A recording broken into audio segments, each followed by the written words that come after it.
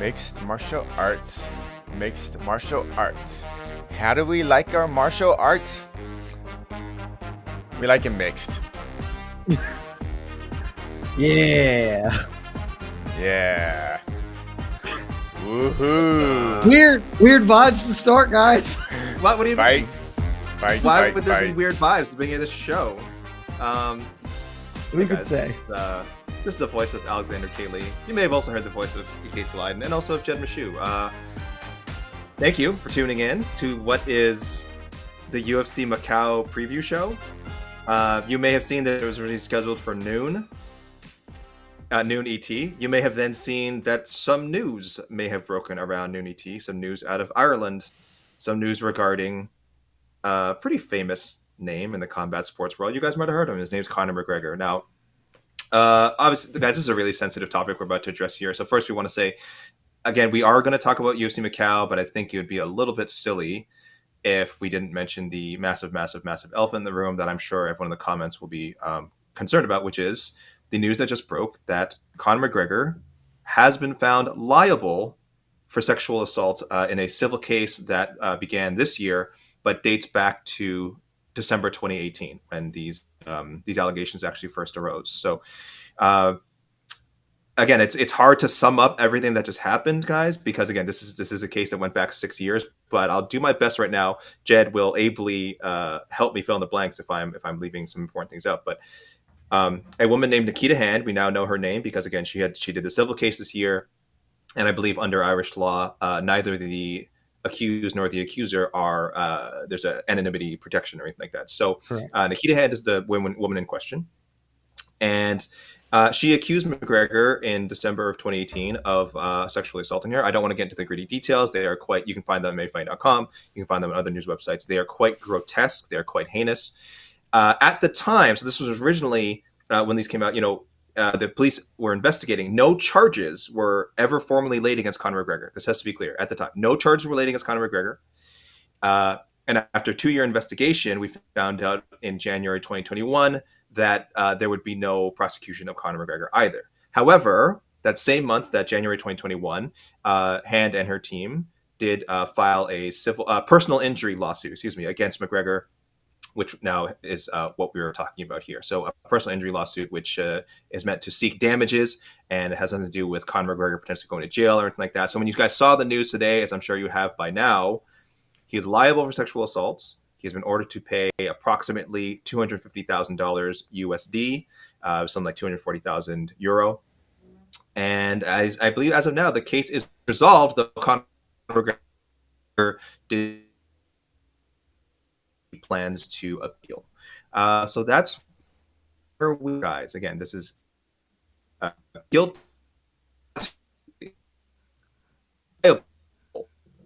Jay, can you take over? Yeah, AK. I don't know if AK is struggling or if this is me.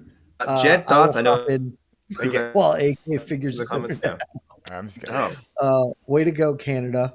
I'll do better. So AK really outlined everything pretty clearly here. Conor McGregor did release a statement, I suspect with the help of his legal team, but he tweeted out, and I'll read that now. I will be appealing today's decision. The judge's instruction and the modest award given was for assault, not for aggravated or exemplary damages. I am disappointed that the jury did not hear all the evidence that the DPP reviewed. I'm with my family now, focused on my future. Thank you all to my support worldwide. So, as AK noted, this is not a criminal conviction. This is a civil liability case. He was ordered to pay approximately $250,000 US in damages and appears to intend to appeal this decision. Many of you know I have a legal background. My legal background is not in Irish law, so I have truly no idea how long that might take through the Irish court system to be resolved, etc. But kind of where we are at now. And one thing that I do want to, because we've talked about it, people mention it, it's mentioned in the article, and I just want to get this out right at the jump. The primary difference between a civil and a criminal trial outside of the punishments rendered, aka going to jail, versus paying a fine or paying damages to the aggrieved party is the burden of proof. And it's basically the same in America as it is in Ireland. For criminal liability, you're looking for beyond a reasonable doubt. I'm sure you have all heard that phrase, colloquially kind of referred to as 99.9% almost certain beyond reasonable doubt. That is the burden of proof for criminal convictions. For civil trials and civil liability, the terminology used in the United States is a preponderance of the evidence. In Ireland, I was able to find a balancing of probabilities, I believe is the terminology. Functionally means the same thing. More likely than not that this happened. And so what officially has occurred thus far is that a jury of Conor McGregor's peers found it more likely than not that he sexually assaulted Nikita Hand. So, AK, are you back with us? I think so. I'm a little fuzzy, but I think I'm here. Thank you, Jed, for picking up the ball there. Yeah, my internet is not great. I have no excuses. You know what? No excuses. Play like a champion. Have better internet. Yeah, I assume there's some people who have been keeping up with this trial since it started. Again, we if people want to see MMAfighting.com, we've really kind of chimed in after we had more facts. We are not there. We should reiterate to people who are like, why is this not covered more by like a lot of these American websites? Like, well, frankly, I'm not talking for us, but for other websites, really just don't have the manpower to be down there. So it's very difficult, very tricky to report these things secondhand. And that is again, we trust very much like RTE, Irish Mirror, BBC. So those are the sources that we're going for. I think ESPN also picked up the McGregor's testimony last week, and so did we. We said let's cover McGregor's testimony. So at that point, that's when I think a lot of people maybe got a bit of an update. And now today, yes, we had ourselves the actual verdict. Just damages, just $250,000. I mean, it was only ever going to be damages, excuse me. But $250,000, boy, that seems like a small number given some of the things that he was accused of. And again, I don't want to go over them in grisly detail. I don't even feel comfortable saying them out loud. It's awful, awful, awful, awful stuff. If any of it is true, I can't imagine why anyone stands by McGregor at this point. I think even us, anytime we've had to talk about McGregor, we did a whole show, Casey. We did a whole, what was that show? Tough Hang, one of the greatest shows ever. And we were always tempered in our praise for McGregor. Or we would say the McGregor character. We would say, oh, the McGregor character was really entertaining in this episode. But we're always afraid to dip our toes back into that, that fandom that I think we all once had for McGregor a lifetime ago. Because this is a bad guy. And again, we are not talking about a harmless crime here. This is a crime that, again, I know this isn't a criminal case, but you guys know what I'm saying. That, again, if a fraction of it is true, it's just horrible. So I don't know. If people are supporting McGregor up to this point, they're probably not going to change. But I would really hope this wakes some people up. People are going to support him because people support everyone. I do want to address a couple of things in the comment section right off the bat. Yes, this is obviously going to be a UFC Macau preview show, but it is beyond silly to think that we shouldn't address this out of the gate, given that it is so top of mind. It happens so currently, and it would be pretty ridiculous to not address it. And also, Lazy Bet, I love you. It is obviously absurd to suggest that this is not pertinent or relevant to today's UFC. I know that the man hasn't fought in several years, but he is still a significant figure in the sport, in the space. And frankly, kind of I won't call it a huge question because I think I know the answer, but I am interested in seeing what, if any, professional fallout there is to McGregor for this. Now, granted, not a criminal case. We've said it a million times, and he is intending to appeal. Maybe that will happen. Maybe he wins an appeal. We can't really speculate on that. But the UFC has historically not been shy about doing business with people caught doing bad things. For God's sake, Dana White was on video slapping his wife, and truly nothing happened as a result of that. And so I don't think the promotion will do anything to cut ties with McGregor, do anything to even distance itself with McGregor. But I am genuinely interested to sort of see, now that there is resolution, at least to some extent in this case, when Dana White is inevitably now forced to at least address this issue, how he will handle it, what he will say, if the promotion does ultimately say, ease off of saying we think Conor's going to fight next year, and instead, there is a different tack to this, because that is kind of, that's the next question, is where do we go from here now that Conor McGregor has been found civilly liable for a crime that all people believe is a bad crime. So it's relevant, and I don't know what you guys think. I doubt the UFC cuts ties, but I'm interested to see if maybe they do distance themselves. Yeah, at this point, every time something bad happened with McGregor in the past, we always asked, like, I don't know if we asked, but we always kind of suggest that it's really a matter of dollars and cents. Has he gone so far that the UFC doesn't feel like they can make of him? Because he's had some pretty rough. Again, we should remember this came out in 2018 and was the news cycle for like several years after, again, until 2021, when again it was decided there'd be no investigation and no prosecution. But it's not like the UFC didn't know about this during all this time. And I'm trying to remember what was the timing of. So Conor, pardon the loud time for you guys, I apologize to all the listeners. This would have been again December 2018 when the story first broke. This was after the Khabib. This was shortly after the Khabib loss. Couple months after the Khabib fight, and then didn't fight again for like another year.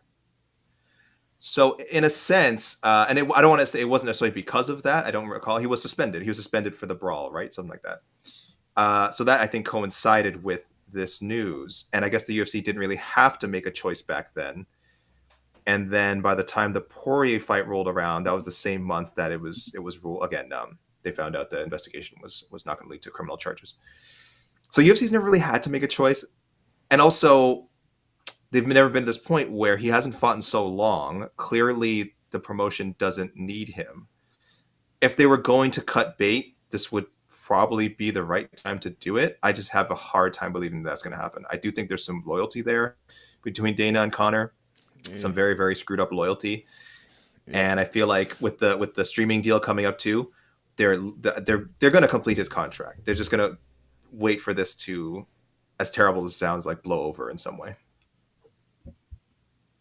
I think that you are correct. I'm not even sure they'll wait for it to blow over.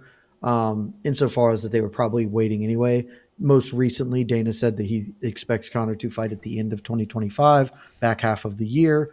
So certainly by that time, this will be far outside the news cycle. And we know how, not just the sport, but really how a lot of these sorts of things in the world work. I am not interested in what comes next, really, in a question of what comes. Because again, I think I know. I'm interested in how it is handled, because it would beggar credulity to believe that the UFC would make a moral stand here. That's just not their way. Particularly, again, if he was held criminally liable, perhaps maybe they would say, okay, we can't be in business with him in this regard at this point. But a civil liability, I think they can certainly, brush this under the rug as best they can.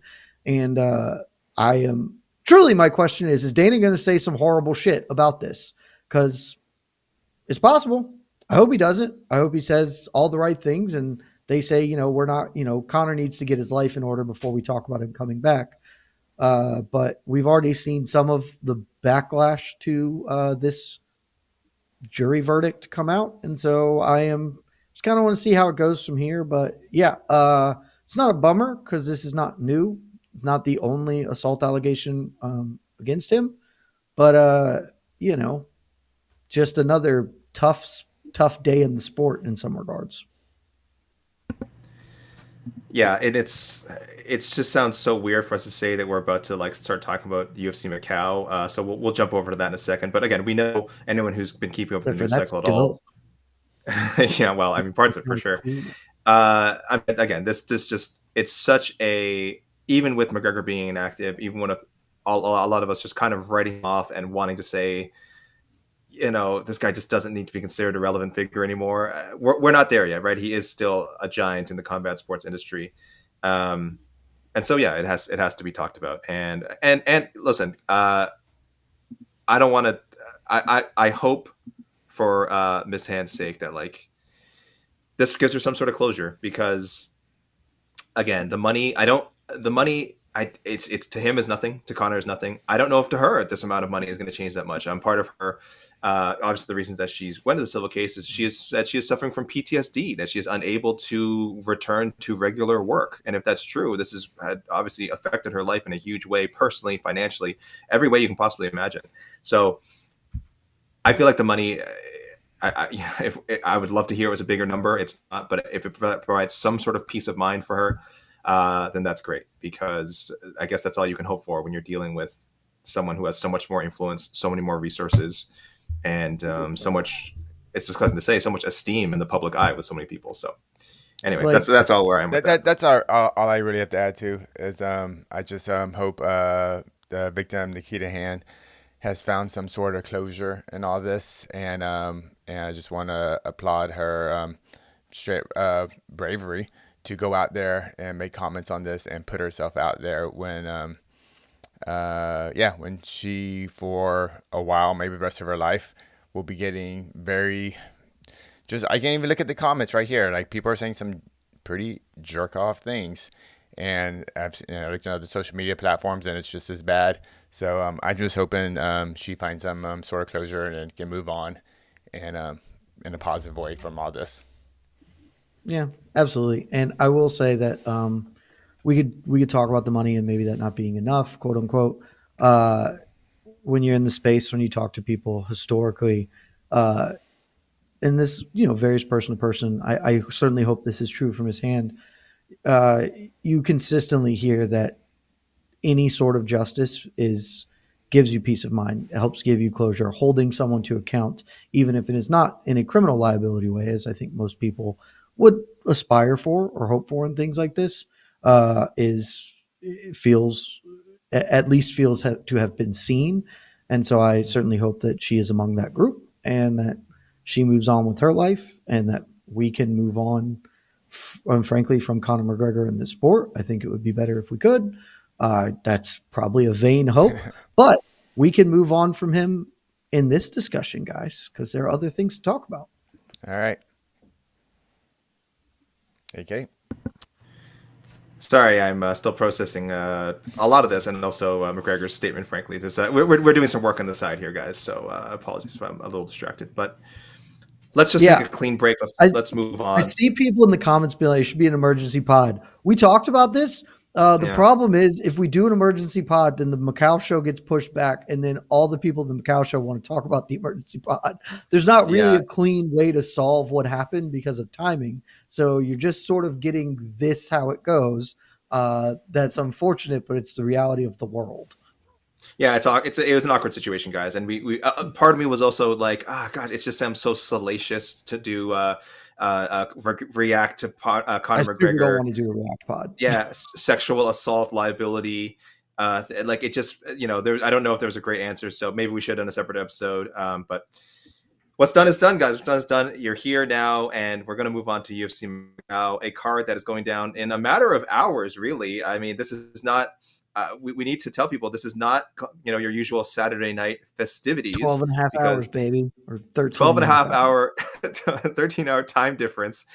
So if you're planning to watch this upcoming UFC event, guys, remember, it is tonight. It is tonight at 3 a.m. or early Saturday morning, whatever you want to call it. But it is this evening. It is not, again, Saturday evening as you're used to. It is not early Sunday morning. It is Saturday, like normal time in Macau, and for those of us over here in North America, it's going to be a little bit early or late if you're the kind who stays up. So again, prelims for this event, 3 a.m. Eastern time.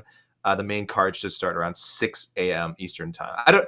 You guys know, you guys have all set your calendars to this, so I sound somewhat facetious, but we do have a pretty great fight at the top of the card. We have a pretty great fight that ever since two-time flyweight champion Deiveson Figueiredo moved up to the 135-pound division. A lot of people have been saying, like, man, he'd be a good matchup for Petr Yan. Even with Petr, like, in the middle of some struggles, it seemed like we could get ourselves a kind of a cool champion versus champion matchup.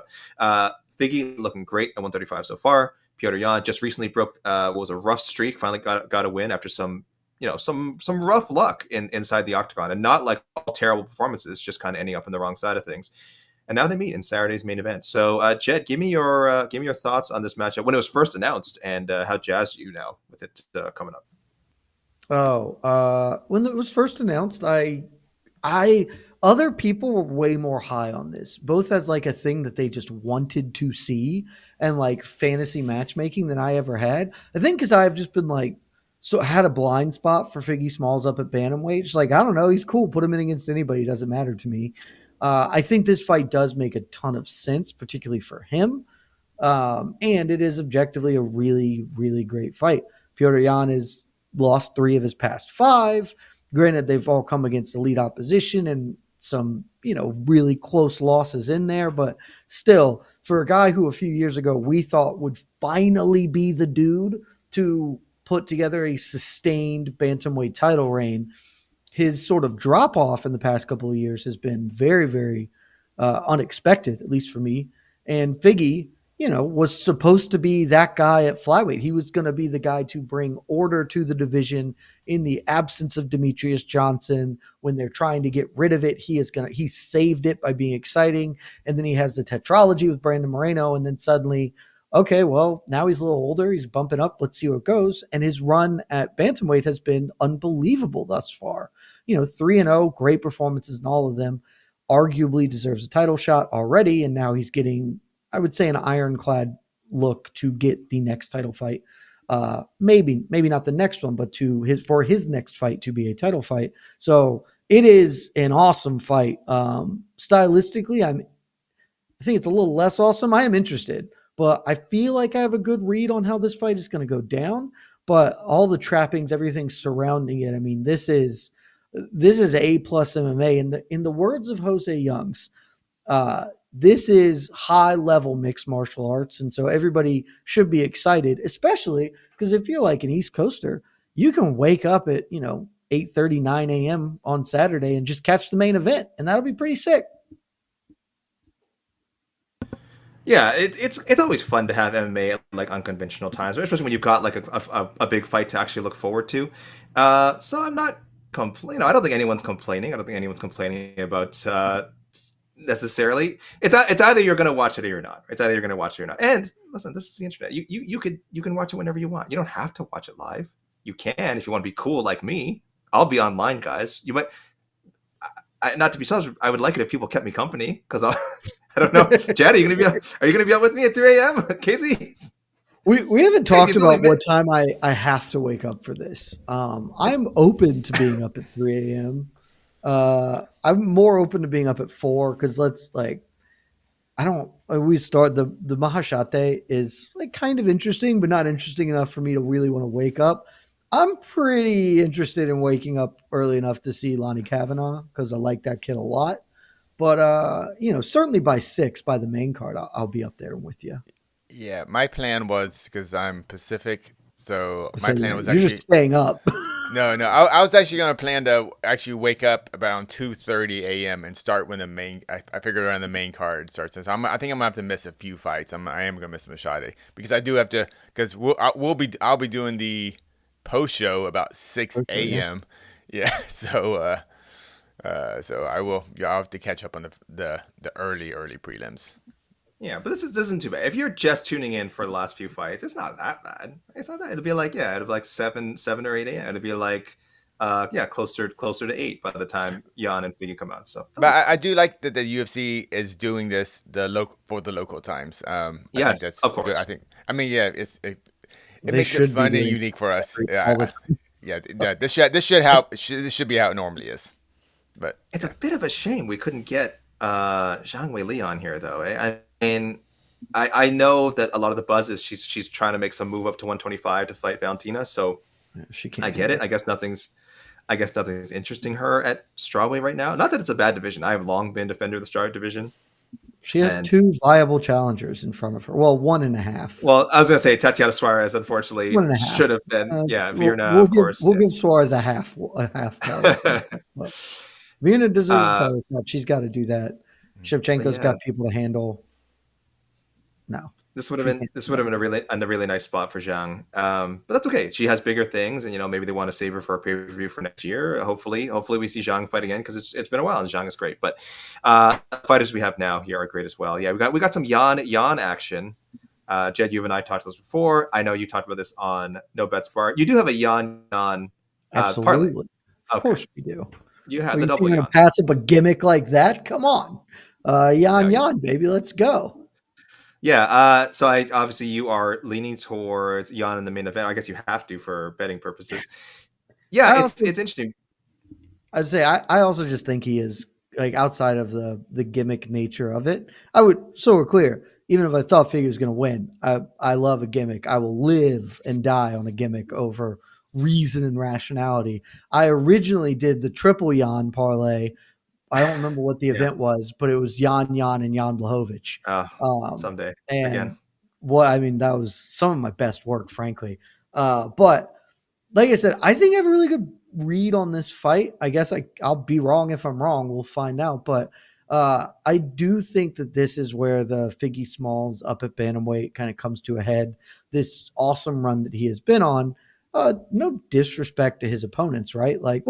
Disrespect to one of his opponents, because y'all know my thoughts on Cody Garbrandt. But Chito Vera is, yes, he recently fought for a title. We all understood that was not a deserved title fight. And I'd love Rob Font more than most, but Rob Font is a top 10 dude.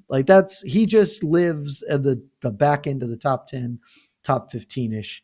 And so good wins, but Petr Yan is a horse of a different color, as the Wizard of Oz would say. Shout out to Wicked. I've yet to see it, but we'll go do that at some point. And I think that this is just a really bad matchup for Figgy. I'm not confident that Figgy's power is really enough to give Petr Yan serious issues in the way that Rob Font struggled against it. And I don't think his grappling is nearly good enough to give him issues in the same way Cody Garbrandt sort of fell prey to. And so I think that forces Figgy to fight Petr Yan, and he'll have some success early because Yan is always a slow starter. But over 5 rounds, Yan has a decided edge in just output and volume. Very good defensive wrestler, despite Merab having success there. And so I think he is just going to. This is going to be a classic Petr Yan performance of he is a snowball rolling downhill. You may have success early, but he will make adjustments and just tick up.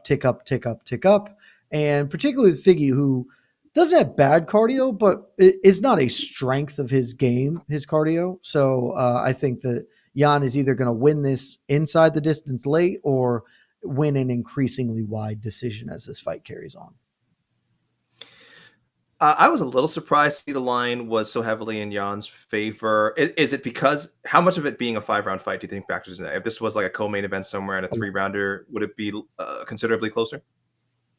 I think it would be closer. I wrote this years ago about Petr Yan. He is maybe more so than any fighter other than Merab. Truly, maybe Merab is the only fighter, and maybe Fluffy, right? Who 5 rounds is so dramatically different than 3 rounds. Because I thought Jose Aldo beat Merab over 3 rounds. Over 5 rounds, I'm pretty sure Merab would have won the back 2 rounds and won that fight cleanly.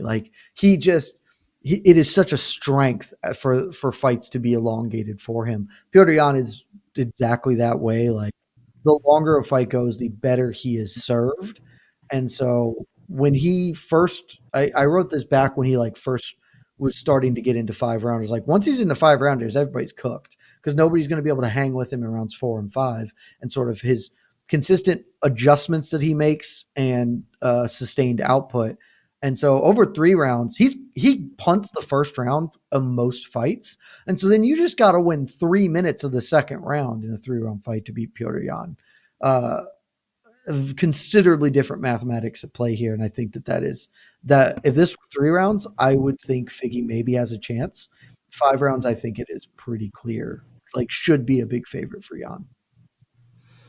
Yeah, Petr Yan's a Terminator. He's a robot. That's one of my favorite things about him is watching him. I mean, you hate to see anyone start slow, but watch him figure things out. Watch him, again, start to almost like Anderson Silva-esque, if I could give him like a huge comment. Start to set those lasers on the opponent and get those reads. He's slipping shots. His shots are getting more accurate. He's finding time for these combinations. Like, he's so good. I think Petr Yan is so good. I'm not surprised that the odds makers were smart. Like, they didn't bite on the, I don't know what it opened at, but I'm surprised it wasn't more like Petr Yan has lost three of his last 4 fights. Like, Let me tell you, the line should be closer.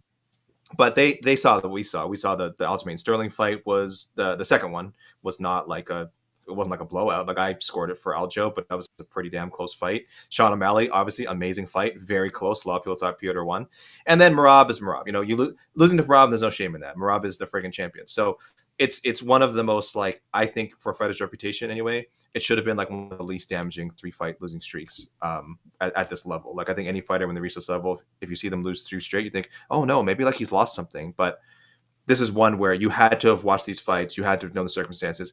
You have to realize Yan is only 31. He's only 30. He turns 32 in February. And yes, plenty of combat sports mileage. Don't get me wrong. It's not like a fresh 31. But he's the kind of guy, he has a lot of great years left in him, and very much likely is a top 5 fighter. I think he's just outside the top 5 in our rankings. I think we have a Bellator. I think Patchy Mix is in there. Yep. So if you're thinking only UFC fighters, yeah, he's still in the top 5. This guy is elite. So I'm kind of with you. I think the 5 rounds is a big deal. I think Figgy is great. This is not taking anything away from Figgy. Like, it's going to be a competitive 5 rounds, but I hope we don't have any controversy, and I hope this will be one of those fights that it's like, okay, we'll know for sure if Petr Yan's the real deal. But yeah, just a really great main event. I don't even want to get into like, oh, will either guy get a title shot? I mean, Figgy probably will. Yan, it's a bit of a tougher sell just because we've already seen him up there. There's just no Yan chance Yan does. Like he just lost to Merab 2 fights ago. Yeah. I am truly interested though, AK. Do you think, because I've been on this train for a couple of weeks now, I've seen plenty of people join me on this train as well. I think that if Figgy does pull off the upset and beat Petr Yan, pretty definitively he deserves to fight for the title over Umar. And then Umar's my boy. Y'all know Umar is my guy.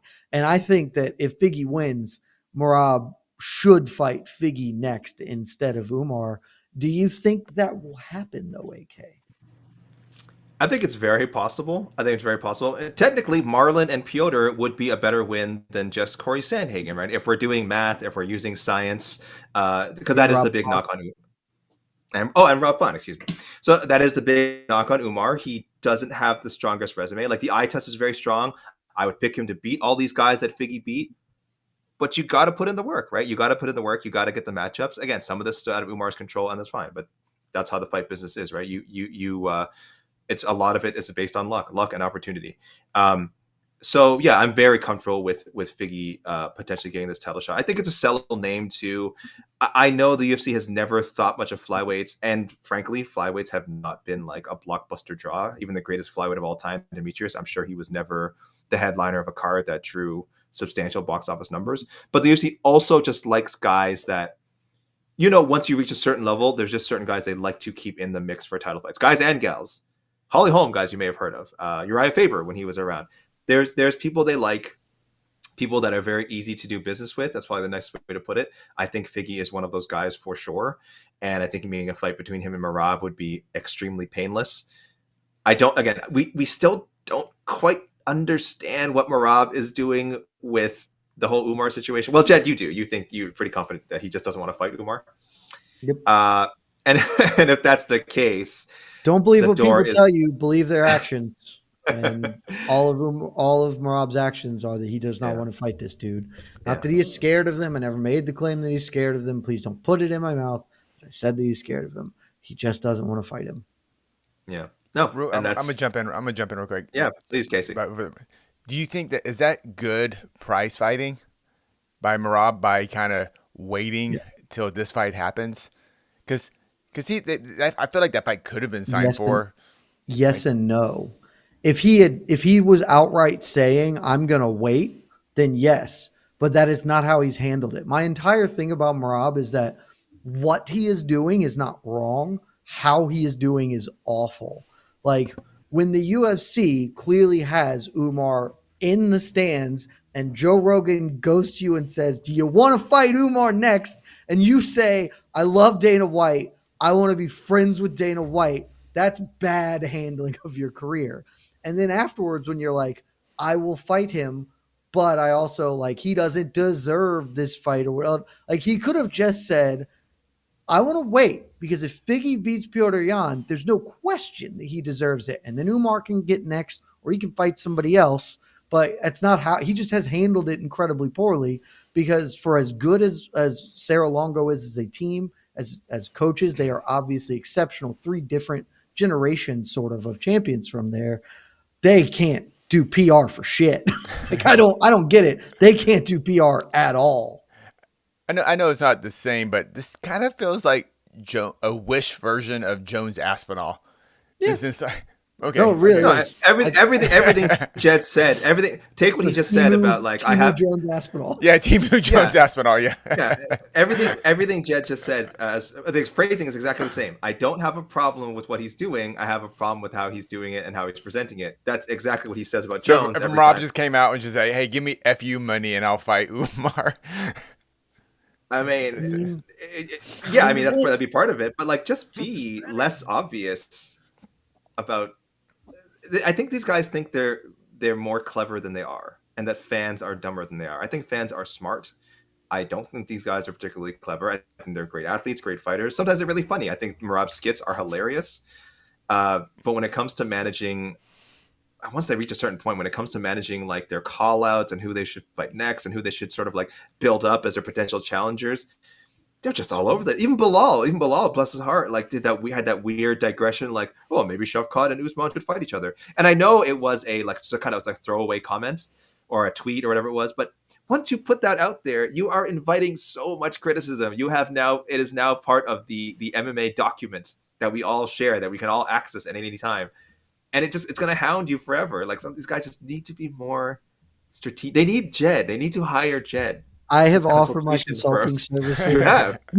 You can't say I can't fight Umar until March, knowing full well that like that is during Ramadan. Like I can't fight him till March. I'll fight Sean O'Malley next month. That's fine. Like even if it makes sense in a twisted way, you can't say that because it is so ripe to just be ripped apart. Like you gotta just handle your image better. And like the whole entire time, like Deiveson Figueiredo is the opportunity to handle this better. Of if Figgy beats Petr Yan, it is not a question. He is more deserving than Umar. Whether he'll get it, that is a question. But like that's the thing. Merab could have just gone all in on the Figgy thing instead of Umar, as opposed to just being like, he doesn't deserve it. I don't want to fight him, but not really proffering Figgy as the chosen opponent. Just like, I love Dana. Let's be friends, Dana. And I'll fight Sean O'Malley, and Umar, you don't deserve it. Stop talking about me. Like he's all over the map when he could have just whole time been like, Figgy's going to beat Petr Yan and that I'm going to fight that dude. And then just put all your eggs in that basket and hope. It sounds like what a great fight. What a great fight we have. If Petr Yan wins, Sean O'Malley might be the biggest winner. Could be. I think if Petr Yan wins, that they probably are doing O'Malley Yan 2. You know, O'Malley Yan 2. Okay. O'Malley Yan 2 for a title fight. Oh man, I don't want to see this now. I'd like to see it someday. I don't want it. O'Malley and Yan 2. Oh no, I'm sorry. I'm sorry. Yeah, I was already bracing myself for you to say O'Malley. No, I'm sorry.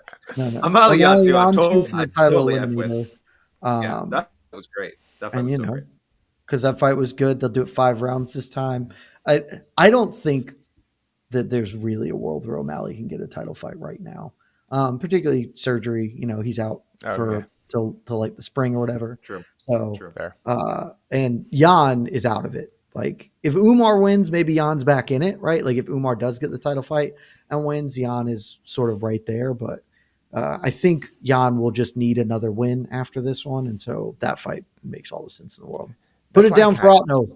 Yeah. That's why I kind of don't like this fight in general. Obviously, 2 high-level guys, that's always cool. But in terms of matchmaking, if Yan wins, then we're kind of doesn't. Yeah. I just don't like It, when you take out a contender, but the other contender doesn't move up. He just stays in the same spot. I just think it's weird. it's okay just because there is a clear other contender for the title fight. And so it's not that bad, but I do generally agree with you. Sort of this is kind of matchmaking that historically I wouldn't like, but people are pumped about the fight and it will be a good fight. So Yeah.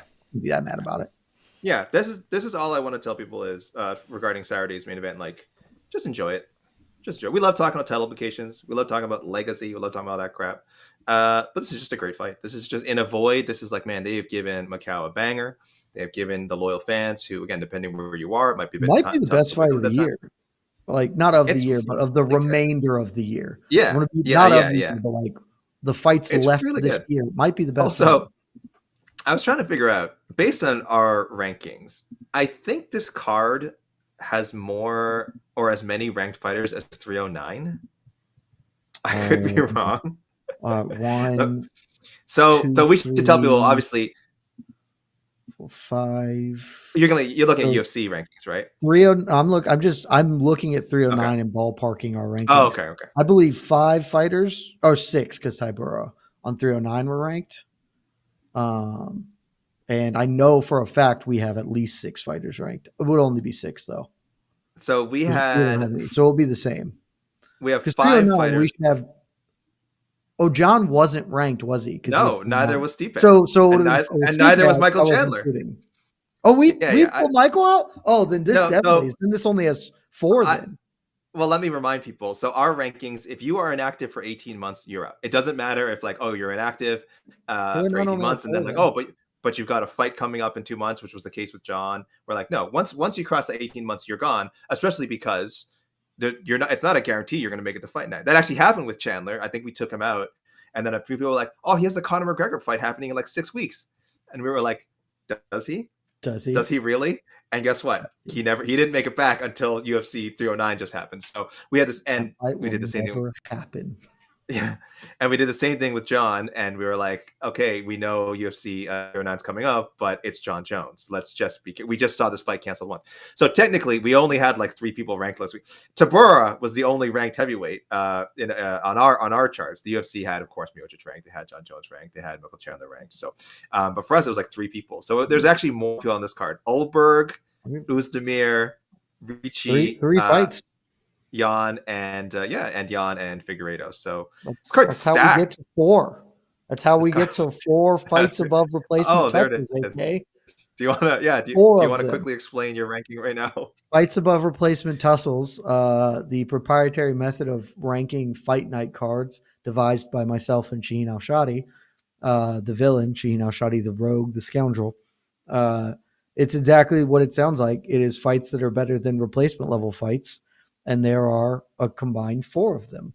It's the main event this weekend, the co-main event, Oezdemir Ulberg, which is 2 ranked light heavyweights. And then I gave a half fart for Lonnie Kavanaugh, who rocks and is like a legitimately all-world prospect.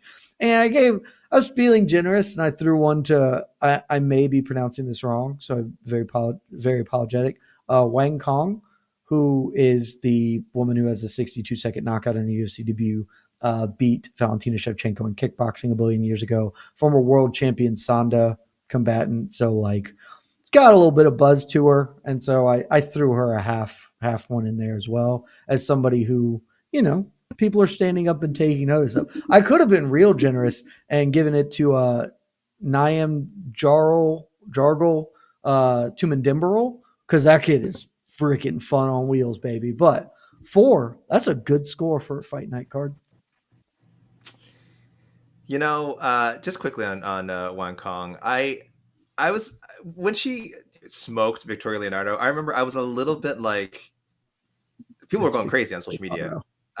People are going crazy on social media, and I understand it's the flyweight division. You don't have a lot of one-quitter hitters here outside of like Jessica Andrade or something like that. So it was awesome, but and Victoria Leonardo is someone I respect so much. That's her job. That was her job, especially in the UFC, was to suffer some brutal losses, and she did. If you go over, I think all of she's really good at her job. Victoria Leonardo's UFC fights, I think 4 of them ended with her like making the opponent look like the most dangerous woman alive. Now, that said, that doesn't mean that Wang Kong is not a future contender, because 2 of the people who beat Victoria Leonardo Manon Fiorot and Natalia Silva. I mean, Manon is, I assume, guaranteed a title shot at this point, and Natty Ice, we're all kind of assuming she will. So, just being a jobber to the stars, I mean, it might be a pretty strong indicator that that Wang is the real deal. So, I wasn't like blown away. I get the Valentina Shevchenko history. That's also great. It's a great hook. But I was like, let's pump our brakes a little bit. This is what Victoria Leonardo does. All right. She did her job. She's great. So yes, but I like your fart rating. I think it's pretty accurate, Jed. Like you, we should tell people right away. Like, I don't think we're super familiar with a lot of these road to UFC contenders, and I don't want to guarantee. Like, I was going to tell people like, oh, but sometimes, you know, at least on previous road to UFCs, some of these guys have produced some like amazing highlights. A lot of these fights on the way up went to a decision.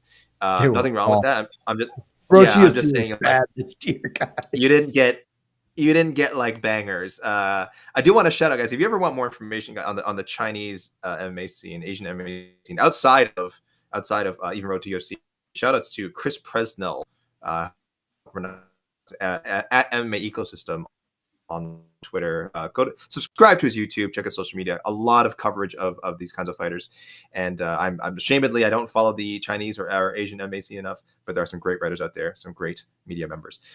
I guess we should jump to low-key, but I don't really want to break down the Yan Ricci fight. It is relevant rankings-wise. It could be a good scrap, but it is kind of a weird because I do feel like, again, we thought we were going to get Zhang on here. Like, that was going to be the sort of the strawweight showcase fight. And, you know, we got Yan and Ricci, two ranked women. Ricci on what, two straight wins. Contentious 6 wins. or 7. Like, she's kind of content. Yeah, certainly the Tisha Pennington fight for sure. All of her fights are contentious. Yeah.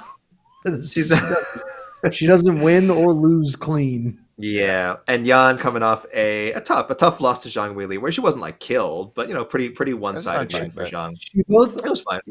She both exceeded my expectations and underachieved my expectations. Yeah. When it was on the feed, it was fine. Needle to thread that she found a way to do it. But Jed, you kind of alluded to your banger, the fight you're really paying attention to. Loner's your guy. That's the one you're really gonna be keyed in on. So that the Tumen Dimbrell, I do want to shout him out. He is an incredibly fun flyweight. Like, flyweight's got some dudes coming who are just awesome. Like, just a pile of young, talented people coming through this weight class. Tumen Dimbrell is like 8-0 and has only vaguely heard of the concept of defense. He just truly is not interested in it, which makes him super freaking fun. He can scramble his ass off. He's dude that's sick to watch. But Lonnie Kavanaugh is, like, I honestly think one of the best prospects to ever come through Contender Series. Like, he's 25, I think, and you can immediately throw him into ranked opposition at flyweight. Like, he might not win them all right now, but he would not be in over his head there. This should be, and Jose Ochoa is like 23 and seems like he might also be pretty fun. But like, he's getting a real tough ask in his debut against Lonnie Kavanaugh, Kavanaugh is one of those dudes who came into Contender Series and they were like, this guy's good. Like, we're doing the first Contender Series about him because he's going to be awesome. And then he killed the guy in the first round. And you're just like, oh yeah, like, he's that level of talent. So super interested to watch him compete. You know, there are a couple of other things. I am sneaky interested in the Oezdemir Ulberg fight. Because it's a little weird, but kind of great. And then all the road to UFC fights are terrible, and I don't care about them. Yes, maybe not 4. Go ahead, Casey. The fight that we haven't talked about, because I have personal interest in, is I think the opening fight on the main card between Zhang Mingyang and my boy Ozzy Diaz. Diaz being my former, he used to be one of my former kickboxing coaches. And he was a former 85er. He's the guy, he got knocked out brutally at 185 by Mr. Joe Pyfer. But that was his only knockout loss of his career. And he's come back and he moved up to 205. And he's had a great run at 205. So he got the call. And this fight was made because these boys bang. And they throw heavy. And so I guarantee that will be an exciting fight. I'm not sure who's going to win. But Ozzy, the guy I've done light sparring with him. And, man, he is probably the heaviest hitter I've ever been with. The guy, he'll throw 10%. And you go, oh, my God. Okay, I get why we have weight classes. So that will be a very exciting fight. So make sure you check it out. Are you worried he's being like set up a bit here? A little showcase for Zhang? I mean, well, I don't want to say it's a showcase, but no, he earned his his contract. I'm sure, but it's a showcase in the sense that it's guaranteed type of someone's going to go to sleep. One of those type fights. That's why it was booked. And that's all we want, I think, as fans. Again, and that's all you want when you tune into a card like UFC Macau. This is what you are looking for. You were looking for. Wake up, have a cup of coffee, and watch some violence to start my day. It seems great. I am really excited about Volkan and Ulberg. This is perfect booking. I actually I knew you would love this fight. I think everyone does. I think I'm a little surprised. Volkan Oezdemir's biggest fan. I'm a huge fan. And also, again, this is perfect gatekeeping. The Jamal Hill fight when Ulberg was stepping in to take that instead of for Khalil, I thought that was also awesome. Really, I think the way they're handling Ulberg right now is great. I remember being very unimpressed at first. I thought he was just a pretty boy hyped out of city kickboxing when he came to the UFC. He lost to Kennedy and Nzechukwu, which is no shame in that. And then the win over Fabio Sharan, I was like, didn't light my hair on fire. I was like, fine, he's got himself a W, whatever. Like, and then he's just racked up finish after finish after finish. I mean, he's not like beating like top 30 guys, but he's beating the guys they put in front of him, and he is doing it in 6 wins in a row, 5 finishes. Yeah, very impressive. Alonzo Menefield, that's a good win, man. That's a 12-second knockout of Alonzo Menefield. That is something else. And I don't expect that against Volkan Oezdemir. I'm not sure I expect a finish at all. I mean, Oezdemir certainly has. I remember when he first came to the UFC, they were talking about, oh man, he's winning fights in seconds. He hasn't quite recaptured that magic, but again, that might be a good thing. I want to see Ulberg tested. He's not close to a fight with Alex Pereira right now, obviously, especially given all the options Pereira has. If he's ever going to fight Pereira, we're talking like 2026, the earliest, if that even happens. And Ulberg's going to have to fight probably at least 2 more times, but that's okay. That's okay. This is a guy with not like a ton of. Are we sure about that? I don't know, man, because he's not. When Khalil Roundtree when he knocked out Anthony Smith, none of us were going title shot next. I'm just. But does he jump over Ankalaev? I mean, does he jump over John Maybe. Jones? They do hate Ankalaev. This is true.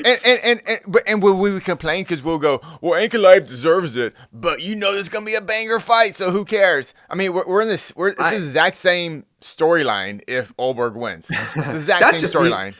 That's just me being defeated though by the UFC machine. Like I'm at the. You are defeated. They've won. The machine has won. Has kicked our asses in every direction. Yeah.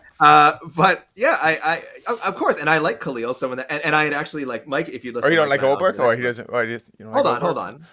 Oh, you're one of those people. You're one of those people, Casey. I like apples. Oh, you hate oranges? You're one of those guys. You're one of those Twitter guys. I think that's called being on the internet in 2020. Yeah. No, Mike and I had on to the next one had called for like Pereira versus Roundtree like a long time ago. I think when Roundtree went up to 205, I was like, I really want to. When Pereira went up to 205, I was like, I really want to see him fight Khalil. And never thought it would happen for the title. I thought it'd be like on the way to the title. So that was great. Ulberg was so cool. It was such a cool matchup. It really screwed up if he jumped Magomed. And if John Jones has his way, again, that's one more fight that Carl's going to have to wait. So I think I would be surprised. As surprised as I was when Khalil got the shot. You know what? Okay. So, Casey, that's actually a good example because I was surprised when Khalil got the shot. I would be equally surprised if Carlos got the shot. But pleasantly so. He's on a streak. I feel like we should be rewarding winning. But again, that applies to Magomed as well. So, yeah, this is not a bad-looking main card. If you've been following Road to UFC, you're going to have a great time. If you want to join Jed on his, I would say, I rarely use this word to describe Jed as much as I love him. His brilliant parlay that he has set up. There are 3 Road to UFC finals. One of my better efforts.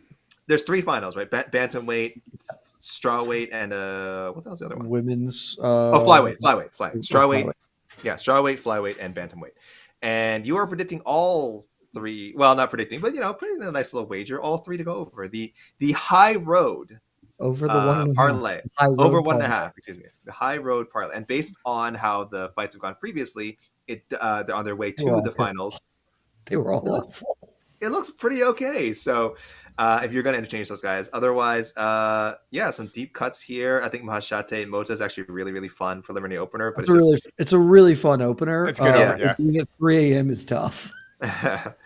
And again, some other people getting featured who were previously on Road to UFC, but then got contracts other ways. So it's intriguing. But I think we can go to any questions, Casey, if we have any. Surely there can't be that many. All right. Questions. Let me see what we got here. I got some super chats first. So let's see what we got super chat wise.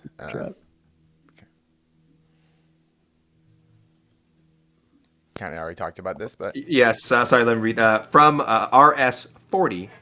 Thank you for the super chat, my friend. What happens if Carlos Ulberg beats Volkan first round? Can he be next for Alex? Also, try to pronounce Carlos Hernandez's opponent, and I could. Jed did. Jed crushed it, right? Jed, what was do it again, please? I can't even do it. Niam Jargal Tumendimbarol. I think that is correct. I think it's one of those names. Niam Jargal is harder than Tumendimbarol, which is actually pretty easy. I think it's one of those complicated.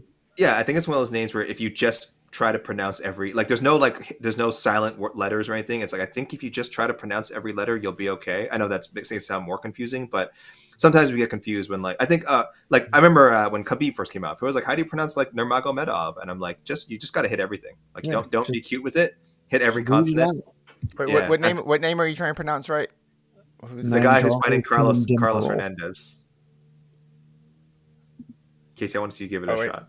Hold on, I'm right here. Tell me if you can hear it. Okay. Yeah. Nailed it. Yeah. So it's exactly. I'm playing it from the UFC portal site right now. How they pronounce their names. Nice. So. Yeah. There's some names which are they're difficult because they have do you pronounce this letter? But a lot a name like that is you just hit everything. It's not like straight up Hargal or the prelim main fight is much more difficult. Berjang Jayalisi, I think.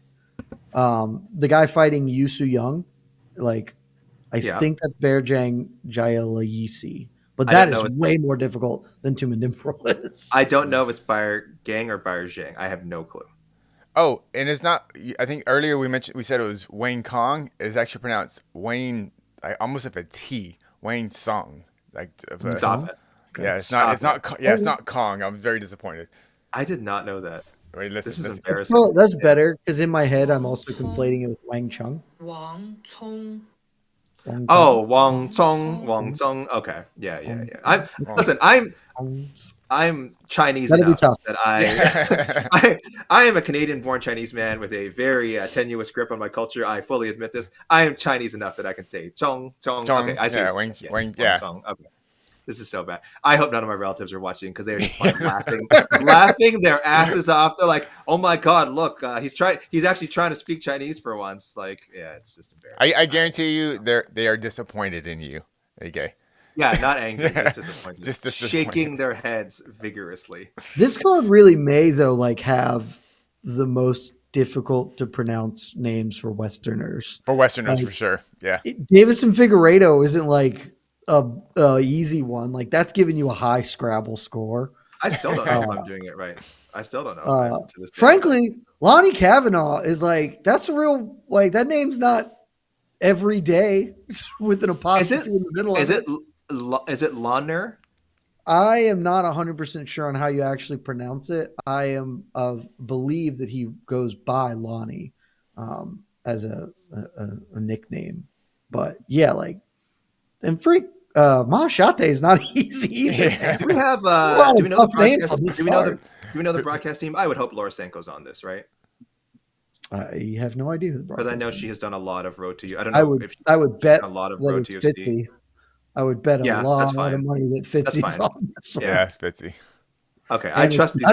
It's not getting the call. Listen, these guys are going to do a way better job than we just did, and they're going to do it under live fire. But any other? Let's get some more questions before we embarrass ourselves further. Thank you, RS40. Thank you, RS40. Nick VCC, $2. Thank you for the super chat. If Figgy wins tomorrow, then wins the belt. Top 10 GOAT. How do we get out of guys? How do we get out of GOAT conversations? How do I go? My New Year's resolution would be I don't want to get involved in a GOAT conversation for the next 12 months. We saw it in the Paul Tyson broadcast. Every 5 seconds in the Paul Tyson broadcast, Tyson's the GOAT. This guy's the GOAT. This guy's the heavyweight GOAT. He's the GOAT. The GOAT of boxing. He's not the heavyweight GOAT. He's not wasn't. near probably the greatest of all time when it He comes to might boxes. not be a top 10 heavyweight all time. Phenomenally famous guy. Very good argument. He is not a top 10 heavyweight ever.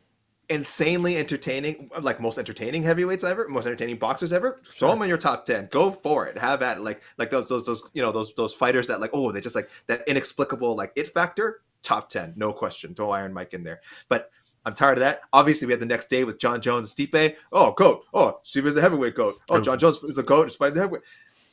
I'd rather use the phrase that guy's got that dog in him like 40 times in a podcast than ever have to use the word GOAT again. I'm a big basketball fan too. Really, any sports fan. You guys follow any other sports. Anytime someone comes along, oh, they're the GOAT, or could they be the GOAT? Can we not live in the moment?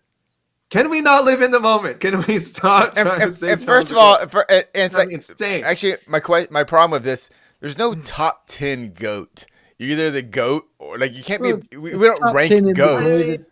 It's top 10 in the greatest. Greatest is already greatest. You can't be God, it's in the conversation, in the thing, in the rankings of them. The answer is no. No. I'm fine with these as much as you guys want.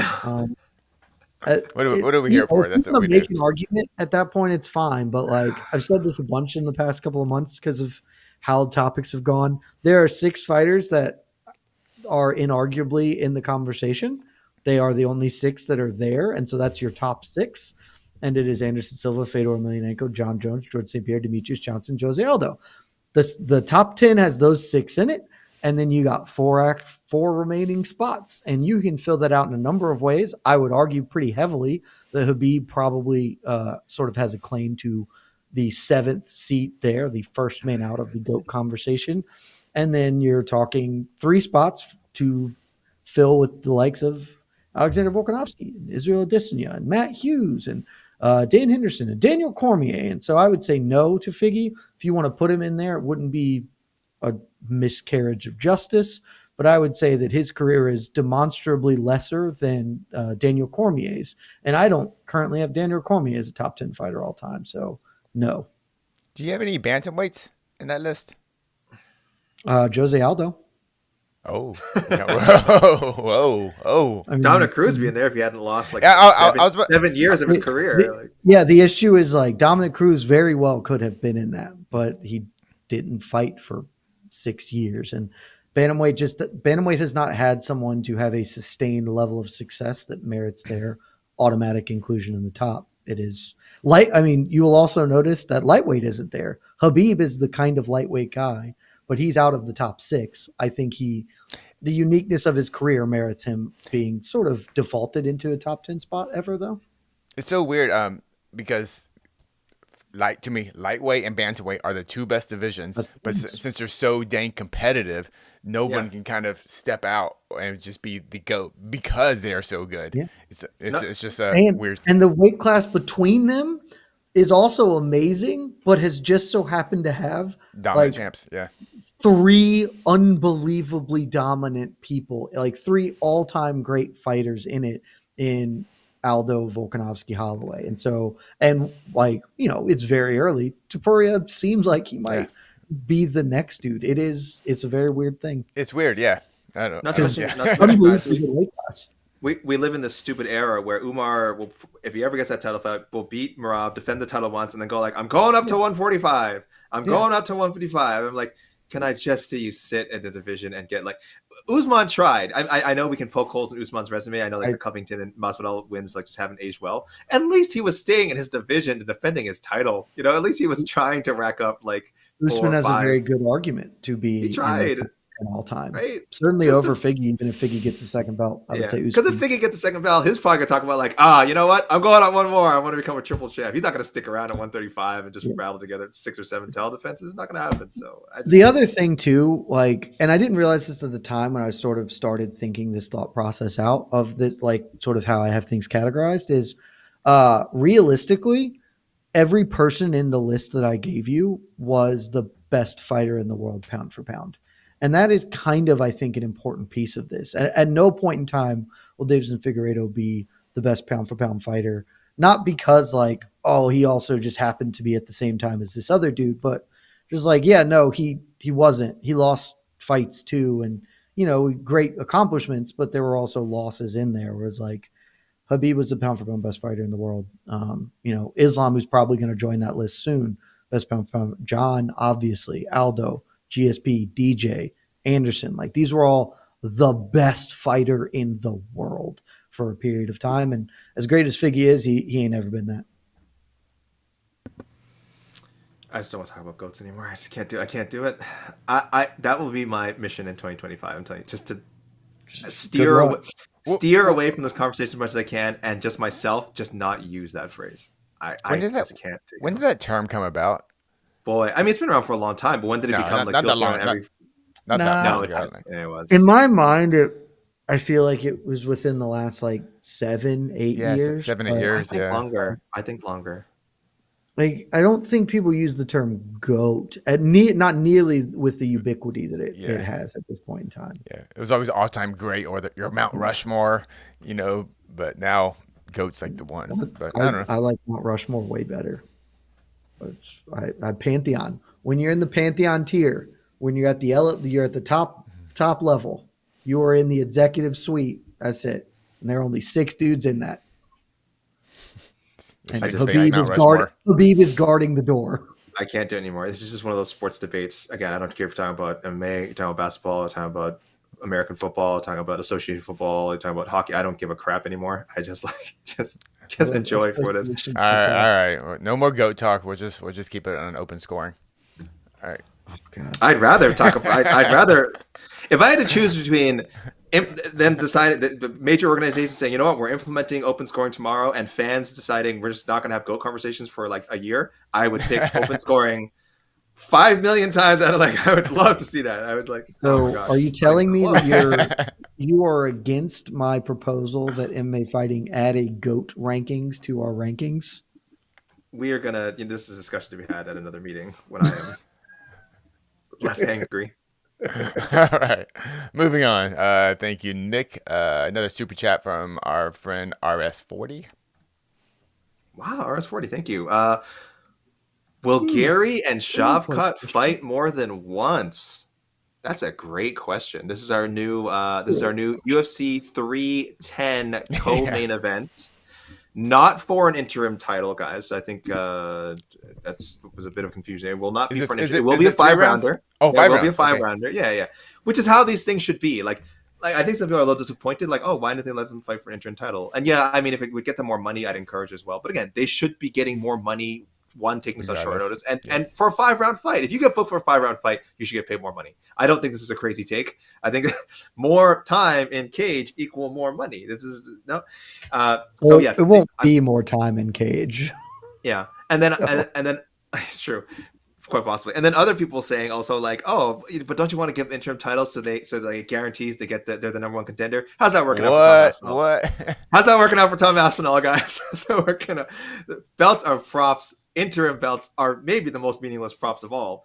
But yes, I'm sorry. I don't know he down this fight. This fight is great.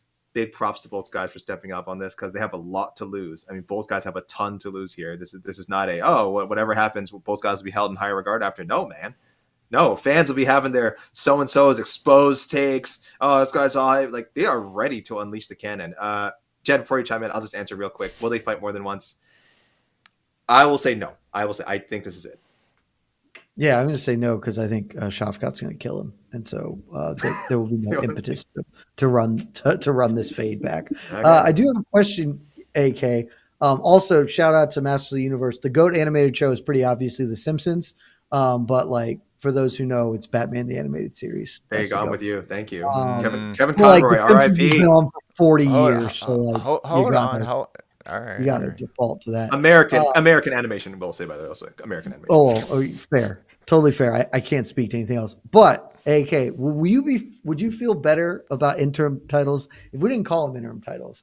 If instead it was the heavyweight intercontinental championship? Because I think the UFC should start doing that. That would be way cooler. What does boxing do? They do belts. What does boxing do? What do they call it? The super title or something? Or super is the opposite. They do interim. Super is they do sometimes, but they have super is usually a weight designation. Yeah. No, but they also have that's what's so confusing. I know they also have this so and so is the super champion of this. It's so weird. Again, boxing is ahead of the game when UFC is still catching up to boxing when it comes to branding and creating stupid ass belts. Like the BMF belt was their first gimmick belt they ever did, right? Unless you count the super fight championships. And like boxing has been doing gimmicks, the Cinco de Mayo title, God knows what else. They've been doing the money belt. The money belt, yeah. So yeah, listen, UFC, I'm sure European will eventually. titles. Tom Aspinall is the European heavyweight champion of I honestly don't think they'll ever change the interim name. I think they feel like one, it's just easier for people to understand. Belt, so it looks different. So it's just. I would love that. But yeah. Anyway, great fight, great co-main event for UFC 310. They've done what they can with this card. It's happening in 2 weeks. There's not even time to build this thing up properly. Like I remember when I was writing these out, I referred to 309 as like the last pay-per-view of the year incorrectly, and I just because I totally forgot 310 was happening. I love Alexander Pantoja, super excited to see him fight. I just think like again, there's just no space between cards. We lost another title fight that was supposed to be on the card. What else is happening at 310? What are the other fights we're having? A ton of very good fights. 310 is one of the strongest pay-per-views of the year. Get me excited. Does that not get you excited? I just haven't looked. I've literally forgotten what is. So Evloev Aljo is like buried on the prelims. Dana says he's boring though. Dana says you've got Gon Volkov 2, the Flat Earther Bowl between Bryce Mitchell and Kron Gracie. That came out of nowhere. What the hell was that? Landwehr Duho Troy. Yes, Vicente Luque, Thimba Garimbo. Instead of Nick Diaz. Oh right, the card got better. Yeah. I forgot. Weidman Anders. They also added Weidman Anders. Anthony Smith, Dominic Reyes. Like it is a legitimately top to bottom stacked card full of Josh Van is back. Josh Van? I didn't even know he was on this card. Yeah, it is. It's better than 309. Weidman Anders is back on the card. It's much better than 3. It's much better than 309. Okay. Top to bottom, it is probably the second best card of the year. It doesn't have the highs of like 299 or whatever, but like top to bottom, basically every fight is very good. Yeah, from the first, you're right. From the first prelim to the main event, every kind of fight is like, I guess 300 on paper was really good. That's what I'm saying. Second best. I thought you said it's above 299, and you're putting above 299. Yeah, above 299, and it doesn't have the highs like I love Pants and Asakura. That's good. It's just not the same level of draw. But top to bottom, fight for fight. I mean, this is a 14 fart card. Like every fight is above replacement level. That's a lot of gas. It's a lot of gas on this card. No break. Before we move on from this question, is there any way Gary can get the W over Shavkat and we yet still will be kind of disappointed or like unsure if he's really good? Yeah, this could be like when he beat MVP. Like I actually scored the fight for MVP, but I get it. Gary won, whatever. But we weren't like, oh, Gary's the guy, because of how the fight kind of played out. Is there a way Gary can beat Shavkat and still be like, I don't know? Yeah, because people didn't love the what was the decision he had before that?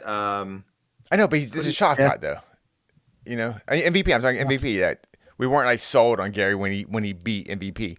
Can he win this fight and still us not be sold on him? As far as no. It's the last two fights actually, the Jeff Neal and the Neil Magny fight. Like neither of those fights, I like boosted other than the number next to their name.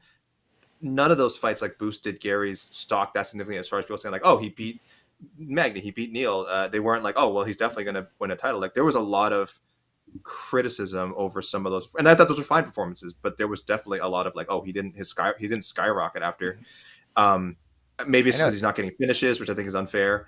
If he doesn't finish Shavkat, I do think there's a way that he could still not get necessarily the recognition that he even though Shavkat was. I don't think such a menace. I think I disagree with AK. I think that there's, or maybe I agree in principle with what AK's saying, but he's not saying it the way I would say it, I guess. By beating Shavkat, he will get the recognition. Like I will have to I'm already a believer. I think everyone will have to acknowledge he is one of the very best welterweights alive. But I think there is certainly a world where he wins a fight in a disappointing, boring-ish fashion. And so people are not like, okay, he's clearly going to beat Bilal. They would just be like, okay, he's good, and it sucks that he's good, if that makes sense. My fear is it would become one of those fights where just both guys suck. where it's just like, oh, Shavkat was Gary overrated. Shavkat he got exposed. Shavkat got exposed. And Gary barely did anything to beat him. Like when Gary wanted to fight an insanely tactical battle to get out of this fight alive.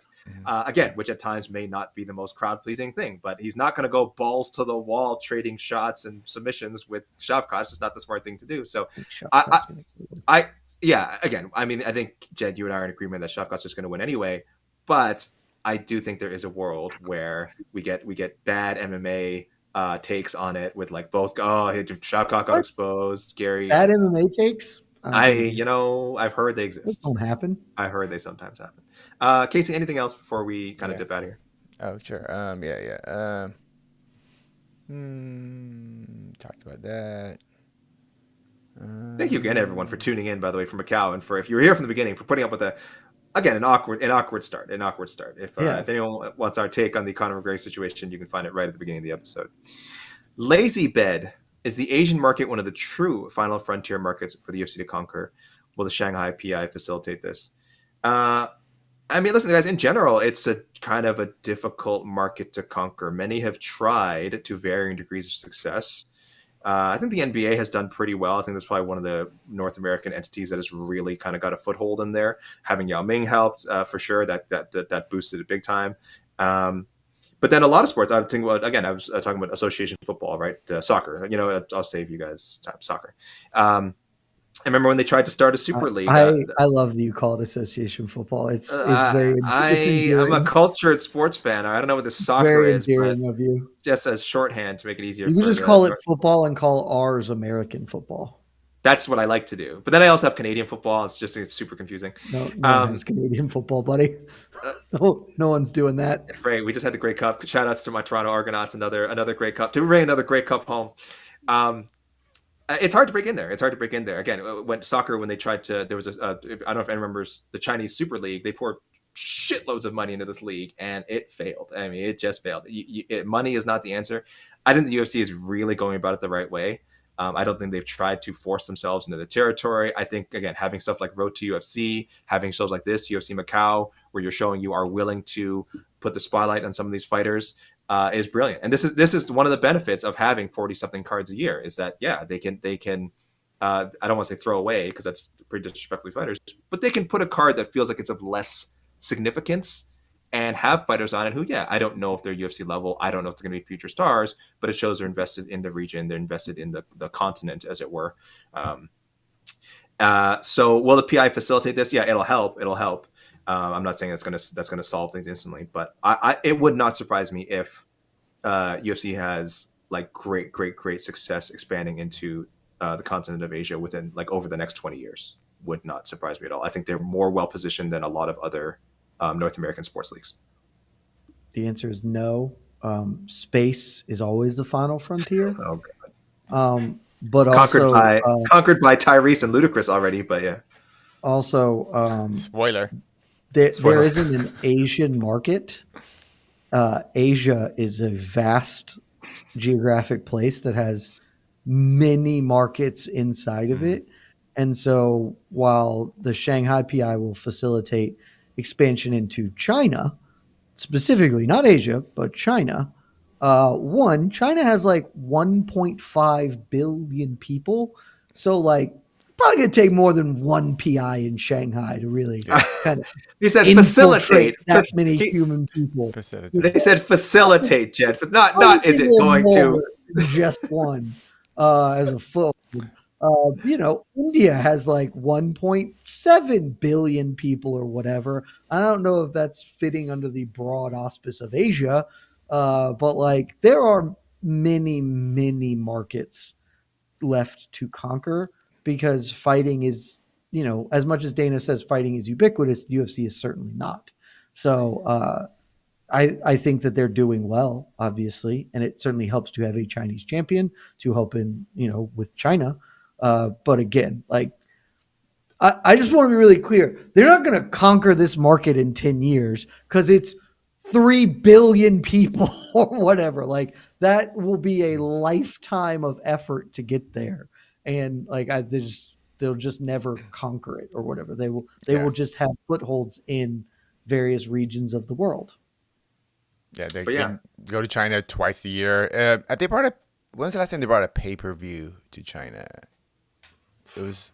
I truly do not recall. It's been a while. When did Like- they brought a pay-per-view? They brought an Andra- actual pay-per-view to China. Yeah, what I thought Weili and Andrade was a pay-per-view. Or was that a fight? pay-per-view? Was that a championship pay? Was that no? You're probably right. I think it was a I championship on a can't fight night. imagine that was pay-per-view. No, Yeah, I think you're right. So I think that was a. no, a- they can't. Yeah, they can't. Do But it. also, like this, let's be very clear. This is a company that hasn't gone to Japan in like a decade. Japan has a deep roots of fight culture, and they have just given up on Japan functionally as a Yep. place to expand to. Like they got plenty of markets left to get into. Yeah. When last time I went to Japan, I was kind of shocked at how little a foothold UFC had in Japan. From what I saw, people Yeah. knew about it. Obviously, they're like, oh well, it's UFC, but like they just didn't care. They knew about stars, they knew about Conor, they knew about John, but UFC as a whole, like whatever. Do you know It was time they interesting. went to Japan? And when I tell you what they gave Japan, you're gonna be like, "Yeah, I totally get why Japan didn't give a shit." Was Mark Hunt involved? Was it Barnett? Was it? Man, that would have been good. You guys shot way too high.